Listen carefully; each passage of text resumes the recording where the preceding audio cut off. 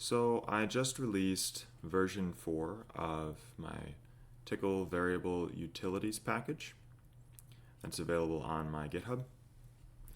Right now I just have the documentation pulled up here, and so you can access it here at github.com ambaker1/vutil, and it also is a tin package, so you can just load it in as shown here. So you can copy this code, which is on the README on the repository. Now, what can Tcl Variable Utilities do for you? Well, there's a few different features in it that I have added. First of all, if you've seen previous video on this, you probably know about this. This is just a very basic thing, but in Tcl you set variables by using the set command, and then I added this default command, which is kind of a soft set. It only sets the variable if it doesn't exist. So this can be used for like template files. If you have a file that you want to be able to run on its own as an example, but then you want to use it as a template and change different variables, you can use the default command by having some default variables in there that can be changed from a top level. For example, if you had a file called putsMessage.tcl, just called default message foo_bar puts message, then when you source the file the first time, it'll say foo_bar. Then if you set the message to something else, then it'll override that. So this can be useful if you're doing analyses where you want to examine different parameters and do like a parameter study. You can use the default command. You can also use the lock command, which allows you to do a hard set on a variable so that it can't be overridden by the set command. This uses variable traces in Tcl, and yeah, so this is more of like a more invasive method to do parameter studies. And then getting into some object-oriented stuff, if you are familiar with Tcl, you may be aware that I believe it was as of Tcl 8.6 they added object-oriented programming to the core. So the Tcl oo package, or with the namespace OO, is comes built in to every distribution of Tcl. However, there's no garbage collection, and that's one of the major drawbacks to object-oriented programming in Tcl. So I added this command called tie, and this uses variable traces, similar to how lock and unlock uses variable traces, to destroy the corresponding object when the variable is unset or modified. So if you tie an object in a procedure to a local procedure variable, when the procedure ends with a return code or something like that, that object will be deleted as well. So this can be useful, especially when you have more complicated procedures where you want to be able to clean up all of the objects at the end of the procedure. This makes sure that they will be deleted no matter where it returns. You can also untie variables that are tied to an object. So that way the object is not deleted when the command finishes. Now, with my last version of vutil, I had kind of a bug with the variable object ties. It was a pretty obscure one. It was that if you renamed an object that was tied to a variable, I didn't really know how to handle it very well, so I just had basically just throw an exit code because that's something that you weren't supposed to do, because then it breaks the tie. But I figured out how to actually properly handle that. Now when you rename an object, it actually breaks the tie to the variable. It doesn't delete the variable. The variable will still be there. It'll still say the object name, but there won't be any tie between them anymore. So yeah, so now it's more robust. It's not going to have that that potential fatal bug. So yeah, definitely if you're using vutil, I recommend you update to version 4.0. And then I did a little bit of renaming on the superclasses that come with the vutil package, just to make them more robust and more verbose. So you have the vutil garbage collector superclass that uses the tie and untie features to handle garbage collection. So you can just add this superclass to your Tcl object-oriented class, and what it does is it basically adds this variable name part to the constructor, and also it adds a copy method with a double arrow. So you'll have to modify your constructor for the class to accommodate for the garbage collector, and have it pass using the next command the variable name that you're tying to. So as an example here, I just have a little simple value container class. So creating a class called value. Superclass is the garbage collector. I have an internal variable called myValue. I have a set. I basically have a set and a get command. The set value will just set my value to a value, and a method value will return my value. So I create a new value object, and I also copy it over to Y. I'm going to set the value to be hello world. If I unset X, it destroys X, but because I copied it over, it's fine. So this is a way to handle garbage collection. And then to kind of formalize that value container sort of structure, I added this container superclass, and this was available in the last version of the util, but I have since expanded it and made it a little more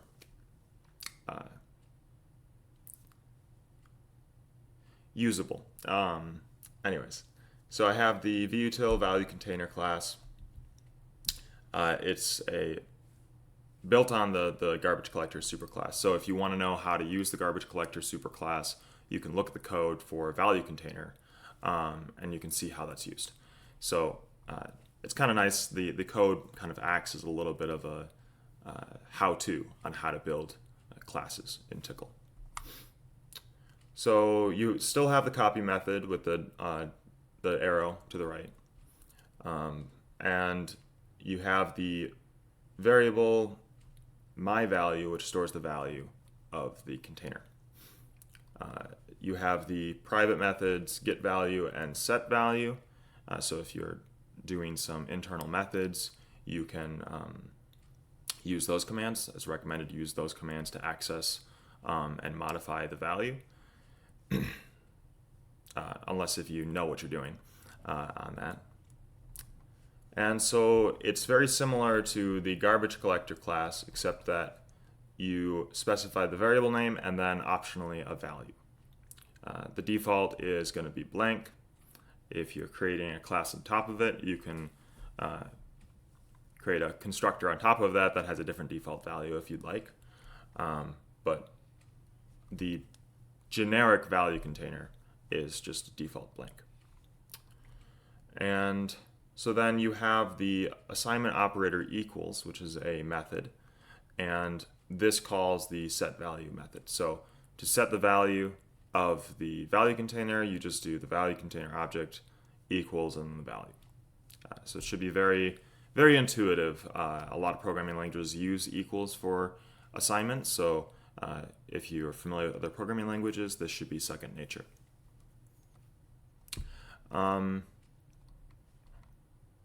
Yeah, and then additionally, in Tcl, math isn't really native.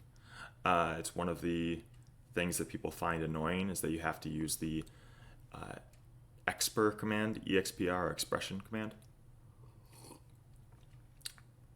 But with the value container object, you just use the colon equals, and then you can put in a Tcl expression. You can't put in like multiple arguments; it's just one argument. So if you have a Tcl expression, it's recommended to put it in braces.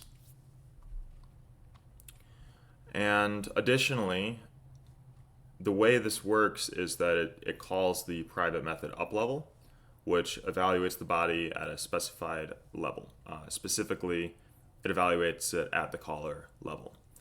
And while it's evaluating that, I also have this convenience where the object command name is available through the alias with $sign and dot. So no matter what the variable or value container name is, you can access it directly with this alias. And this is handy if you start to do things with temporary objects where you maybe don't know the actual name of the temporary object. So this allows you to kind of circumvent that. It can also be nested, so you don't have to worry about that. And the alias gets removed when the execution is done. So here's a little example, create a new value container, set equal to a value. Now you're going to add 5 to it. So 5 plus 5 is 10. We get into some more advanced operators. So there's the pipe operator. And this essentially is like, okay, create a temporary object, copy the object to a temporary object, and evaluate this method and whatever arguments are tacked onto it, and return the result or the value of the temporary object if the result is the object itself. This is really handy if you want to use a method that modifies the value, but you don't want to modify the value. So this allows you to get what the value would be after it's modified with that method without modifying the object. So that's a really handy feature that comes in handy with some other stuff I'm doing on top of this that I'll be eventually releasing. And then the ampersand operator, this calls the ref eval method, and this one, it's kind of a call out to like pointers in C, although it's like not a perfect analogy. But essentially, I'm copying the value over to this like reference variable. I like this one right here, and then whatever changes are made to the reference variable then get reflected in the value container at the end of the execution of the script. And if there's no changes to it, then nothing will happen to the value container. So it's not going to call the set value thing again if there's no changes made. So one of the main reasons for this is because there's a lot of commands, well, not a lot, but there's a few commands in Tcl where it uses the variable name and not the value to do modifications. So like, for example, append is a very obvious one. You're appending a list variable with a value. And you can't really do that on a value container object because it's an object. It's not actually a variable. There's a variable inside the object that you can modify through the method set value, but you can't access it directly. So this allows you to kind of indirectly access that variable without opening it up to like direct modification, because it still has to pass through the set value method. So everything funnels through that set value method at the public level. So whatever sort of data validation you want to do, you can handle it through that method. So yeah, as an example here, I have a little, you can create like a vector class, for example. This is a really complicated example. But you can create methods for different operators, for like indexing, whatever you want to do. Really, it's quite flexible as a framework. Okay, I'm going to jump into a little demo here that I prepared. So I have, it's a tin package, as I mentioned. So if you're not familiar with tin, it's a package manager that I developed for Tcl that works with GitHub. So if you use Tcl, I recommend checking it out. It's actually gained a little bit of recognition within the Tcl community, which has been cool. I have it's not much, but I have 10 stars in my repository, so a little pat on the back there for myself.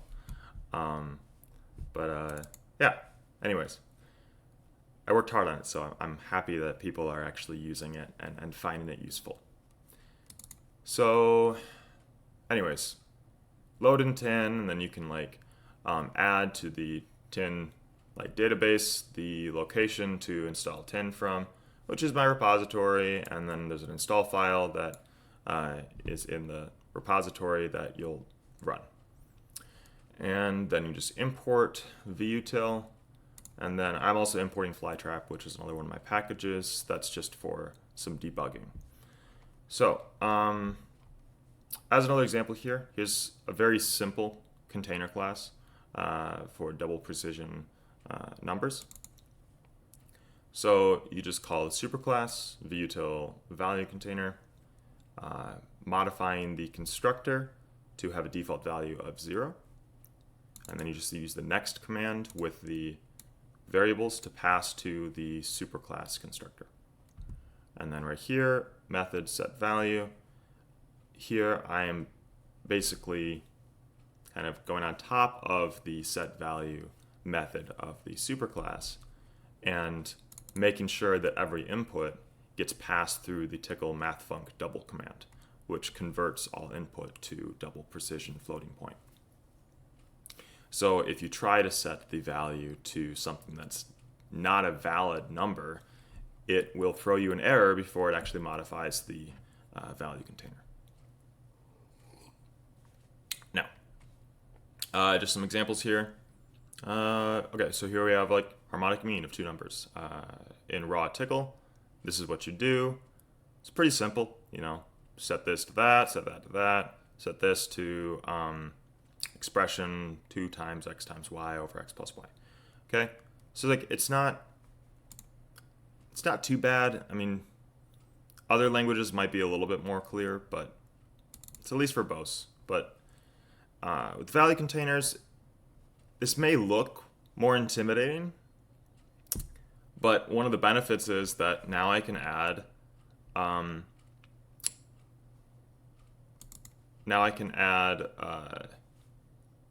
data validation. So I can ensure that these numbers are double precision floating point. Or I could make whatever class I want that has a value and does data validation, has additional methods for modifying it, etc. And so this is how you do it. You just create a new double variable, and I can either just do I can do this if I want, double new x10, or I could have that in square brackets if I wanted to, and have it equals that. Whichever way, I guess, you prefer. Either way works. I kind of like this format. It just looks clean. Just my preference. Anyways, so, and you can also immediately jump into using the colon equals command if you put the initialization in brackets here. So to access the value, you just basically take the object and you just put it in square brackets, and then that gets the value. So it's a little bit longer than just doing with raw variables, but then you have the added benefit of working with objects. So if you double the value, here's another example. Set x is 10, set x to expression x times 2.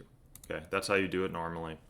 With value container objects, here, as you can see, you can use this $dot to refer to the object that you're calling from.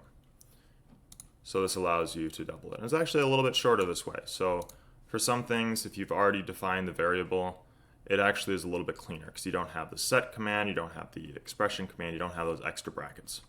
It's just all in one line. For incrementing, like for example, incrementing an integer, here I'm not going to use my double class that I made here.